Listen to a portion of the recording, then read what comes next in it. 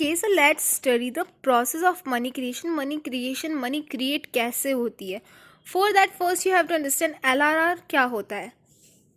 I'll explain you just a minute. That is okay.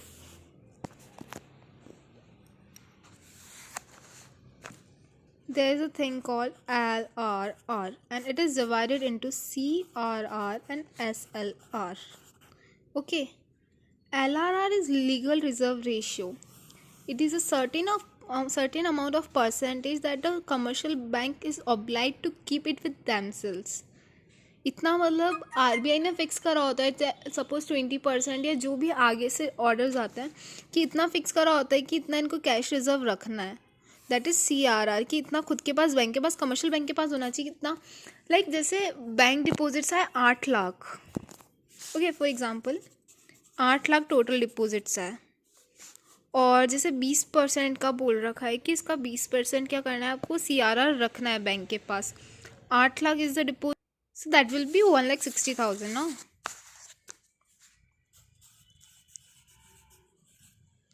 ठीक है, बचा है कितना, 6,40,000. अब मैं बताती हूँ. 8 लाख टोटल डिपॉजिट्स आए, बैंक ने एक्सेप्ट किए इतने डिपॉजिट्स, पब्लिक ने इतना जमा करवाया बैंक में. ये था 20% जो आरबीआई ने कहा था कि बैंक को खुद के पास रखना है. तो बैंक ने इतना खुद के पास रिजर्व रख लिया. ये इसलिए रखा कि एकदम इमरजेंसी आ जाए या कुछ काम, कुछ भी कंटिजेंसी हो सकती है, तो ये उसके लिए रिजर्व रखना कंपलसरी है, ऐसा आरबीआई ने कह रखा है. तो आरबीआई के कहने पे बैंक ने इतना रिजर्व रख लिया. उसके बाद ये 6,40,000 फ्री है, मतलब फ्री इन द सेंस कि bank is free to lend this money to the public.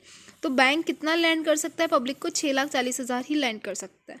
So that is CRR, cash reserve ratio. SLR is okay. एक चीज़ थी कि ये जो है ना, that is the thing, ये CRR नहीं, ये LRR है. LRR था अपना 20%, तो अपन ने ये निकाला. एंड LRR इज दैट जो सेंट्रल बैंक खुद के पास रखती है. तो जो सेंट्रल बैंक खुद के पास रखती है that part is known as CRR, और जो कमर्शियल बैंक खुद के पास रखता है that is SLR, statutory liquidity ratio, cash reserve ratio, legal reserve ratio. That is the thing. ठीक है, hope it's clear. So it is legally compulsory for the banks to keep a certain minimum fraction of these deposits as cash. The fraction is called legal reserve ratio, and LRR is fixed by the central bank. It has two components, जो कि central bank खुद रखता है उसे कहते हैं cash reserve ratio, और जो अदर पार्ट है जो बैंक खुद रखते हैं खुद के पास that is SLR, statutory liquidity ratio. Hope it's clear. और जो चीज़ मैंने अभी समझाई ये वही बताएंगे इसमें. यही प्रोसेस है मनी क्रिएशन की. यही वाला एग्जाम्पल देख लेता. Initial deposits in banks is 100 rupees. कोई इंसान आया या कितने भी लोग आए, उन्होंने 100 रुपीज़ का डिपॉजिट करवाया. ठीक है, LRR 20% है, तो बैंक को कितना रखना है, 20 रुपीज़ रखना है रिजर्व, और बाकी वो 80% के फ्री टू लैंड है, वो मनी दे सकते हैं पब्लिक को एज अ बोरोइंग. ठीक है, 20 एज कैश रिजर्व रख लिया, नो मोर नो लेस, ना ज़्यादा ना कम. Banks are now free to lend the remainder ₹80. Suppose they lend ₹80. अब उन्होंने ₹80 लैंड कर दिया. तो what banks do is to open deposits account in the names of the borrower who are free to withdraw the amount whenever they like. अब वो देते हैं तो वो अकाउंट खोलते हैं ना, दे open the account and they keep the money in that account. मतलब है तो बैंक के पास ही पैसा.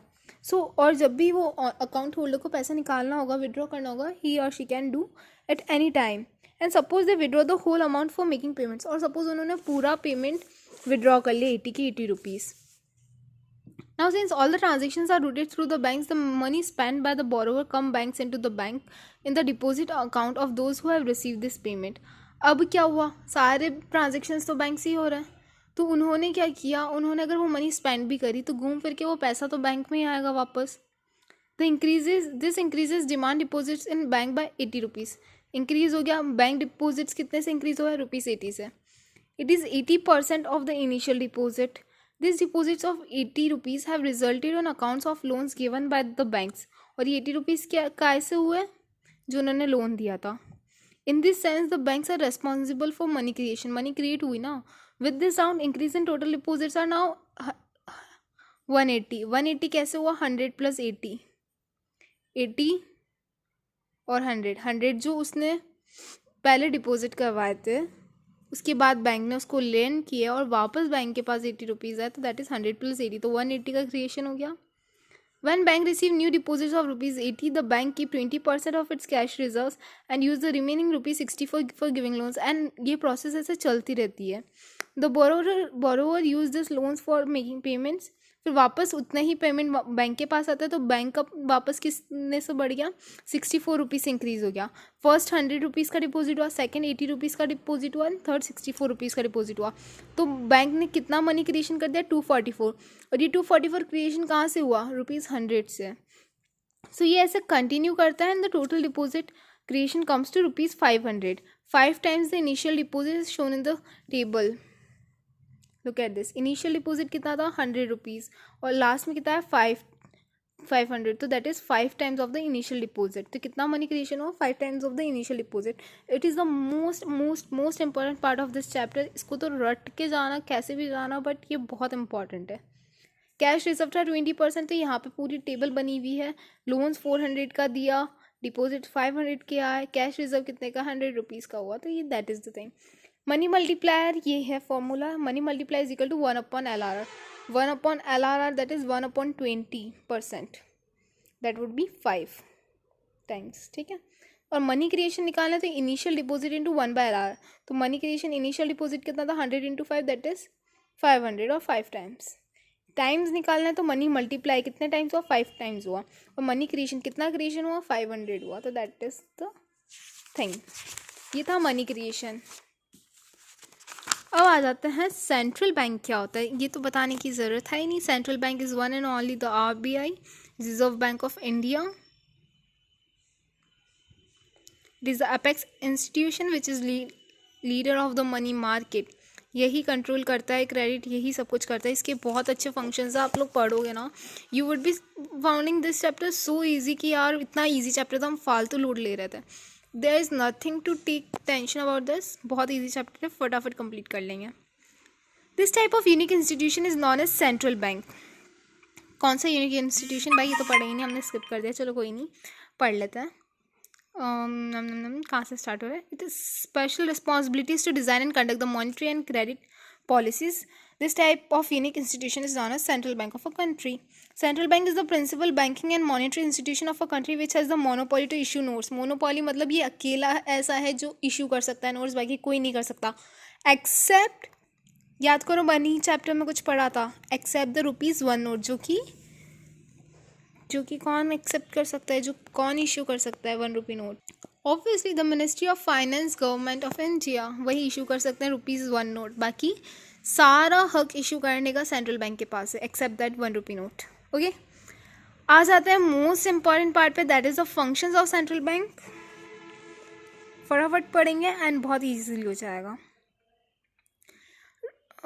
फर्स्ट है bank of issue. Bank of issue जो यहाँ मैंने समझा दिया, सारे ₹1 को छोड़ के ₹5, ₹10, 20, 50, 100, 200, 500, ये कौन इशू कर सकता है, central bank is the soul authority for the issue of currency.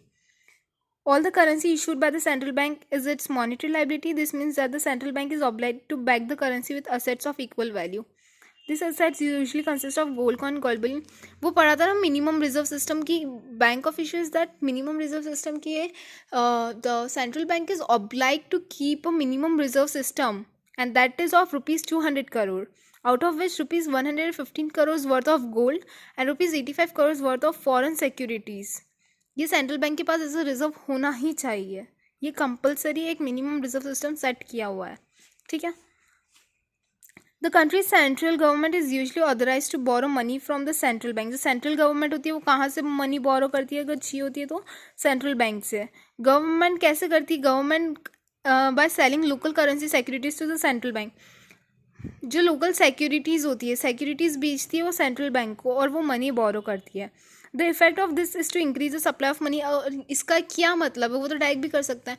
वो ये इसलिए करते हैं ताकि मनी सप्लाई जो है ना वो बढ़ जाए इकोनॉमी में. When the central bank acquires this securities it issues currencies. The authority of the government gives its flexibility to monetise its डेब्ट Monetizing the government's debt, called public debt, is the process of converting its debt, which is a non-monetary liability, into central bank currency, which is a monetary liability. और central bank क्या करती है, it acquires the security, वो security ले लेती है और currency issue करती है। और इस अथॉरिटी, इससे क्या होता है कि authority of the government gives its flexibility to monetise its डेप्ट, उस डेप्ट को मोनेटाइज कर सकती है, लाइक जो पब्लिक डेप्ट होता है ना उसको। Putting and withdrawing currency into and from circulation is also a job of its banking department. Banking department का ही जॉब होता है कि मनी सर्कुलेशन में लाना, विड्रॉ करना, निकालना, रखना, इन्फ्लेशन डिफ्लेशन को कंट्रोल करना is a part of a banking department. For example when the government incurs a deficit in its budget. अब आपको ये पता होगा, या आपने आगे के चैप्टर्स पढ़े होंगे, तो अदरवाइज आप पढ़ोगे तो समझ आएगा कि आगे एक बजट चैप्टर है, उसमें होता है कि expenditure more than budget, expenditure more than revenue and revenue more than expenditure. जब एक्सपेंडिचर ज़्यादा होगा, रेवेन्यू कम होगी, तब होता है डेफिसिट बजट। और जब रेवेन्यू ज़्यादा होगी और एक्सपेंडिचर कम होता है, तब होता है सरप्लस बजट। जब दोनों इक्वल होगी तब होगा बैलेंस बजट। तो मोस्टली डेफिसिट बजट और सरप्लस बजट ही रहता है, बैलेंस बजट बहुत कम होता है। So government does this by selling local, ये हो गया था। इसके बाद यहाँ पे आता है when the government increase a deficit in budget it borrows money from the central bank. जब डेफिसिट बजट होगा, अब डेफिसिट बजट को बैलेंस करना पड़ता है। बैलेंस बजट आगे से कभी नहीं आएगा, उसको बैलेंस करना पड़ता है। अगर सरप्लस होगा, ज़्यादा बजट होगा, ज़्यादा रेवेन्यू होगी, तो क्या किया जाएगा, फॉरेन सिक्योरिटीज़ खरीद ली जाएगी, मतलब सिक्योरिटीज़ खरीदेंगे ताकि पैसा जाएगा, तो सरप्लस क्या होगा, बैलेंस हो जाएगा, रेवेन्यू कम हो जाएगी, एक्सपेंडिचर ज़्यादा हो जाएगा। और अगर डेफिसिट बजट होता है तो रेवेन्यू कम होगा, तो अपन को क्या करना होगा, रेवेन्यू बढ़ाने के लिए वो बोरो करेगी मनी, किससे, सेंट्रल बैंक से, ताकि क्या होगा, बैलेंस बजट हो जाए। और ये कैसे होता है, this is done by selling treasury bills to the central bank. Treasury bills जो होते हैं ना, वो सेंट्रल बैंक को भेज देते हैं, ताकि वो क्या होगा, पैसे दे देगी, एंड पैसे देगी तो क्या होगा, बजट बैलेंस हो जाएगा। The latter paying for the bills by drawing down its stock of currency or printing currency against equal transfer of said securities। ठीक है, ऐसा हो जाता है। और the government spends the new currency and puts it into circulation। फिर वो spend करके वो नई मनी जो होती है उसको सर्कुलेशन में ला देती है। नेक्स्ट आता है banker to the government. Central bank acts as a banker to the government, both central as well state. Central government हो चाहे स्टेट गवर्नमेंट हो, जब भी उन्हें कोई बिजनेस, मतलब banking business, it carries out all banking business of the government and the government keeps it's cash balances on current account with the central bank. अगर government को कभी भी पैसे की ज़रूरत पड़ती है या कुछ भी चीज़ होती है, तो वो सेंट्रल बैंक से बोरो करती है by keeping their securities with the central bank. Central bank also provide short term credit to the government. ठीक है, सारी चीज़ें होती है। As a government's banker, the central bank has also the responsibility of managing the public debt. This means that the central bank has to manage all issues of government loans.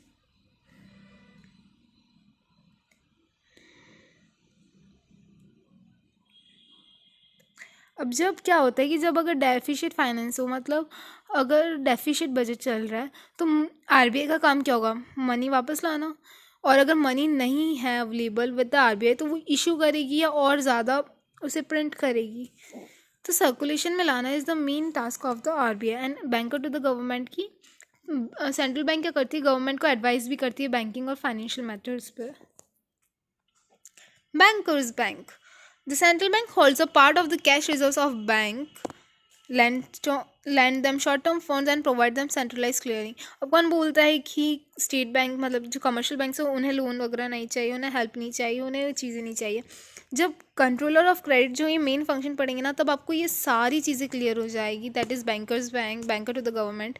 ये bankers bank कैसे हुआ, जब भी controller of credit, inflation हो, deflation हो, bank को control करना है क्रेडिट, तो वो काम कैसे आता है, through commercial bank and central bank. तो banks are required to deposit a stipulated ratio of their net total liabilities with the central bank, और ये करते हैं। In addition to this, bank holds excess reserves with the central bank to meet any clearing dues. सारे settlements वगैरह, net withdrawals हो गए account holders के, pool of funds, और ये सारी चीज़ें क्या करना है, दैट पता है आरबीआई को ये भी कहा जाता है lender of the last resort. मतलब जब कोई नहीं होगा तब आरबीआई होगा। दैट इज़ अगर पब्लिक के पास पैसा नहीं है, पब्लिक कहाँ जाएगी? बैंक के, कमर्शियल बैंक के पास। कमर्शियल बैंक के पास पैसा नहीं होगा, कमर्शियल बैंक कहाँ जाएगा? आरबीआई के पास। गवर्नमेंट के पास पैसा नहीं होगा, गवर्नमेंट कहाँ जाएगी? आरबीआई के पास। पर आरबीआई कहाँ से पैसा लेगी? RBI is the lender of the last resort, उसके ऊपर कोई नहीं है। आप बोलोगे फॉरेन से लेगी, तो foreign is a different thing, वो अलग चीज़ हो जाती है। बट अपनी कंट्री, अपनी इकोनॉमी की बात की जाए तो RBI, the central bank, is the lender of the last resort. ये सुपरवाइज करता है, रेगुलेट करता है, कंट्रोल करता है कमर्शियल बैंक को, और ये सारी चीज़ हो जाती है। ठीक है, नेक्स्ट आता है the most important part of this chapter, that is controller of credit control policy of RBI, quantitative and qualitative.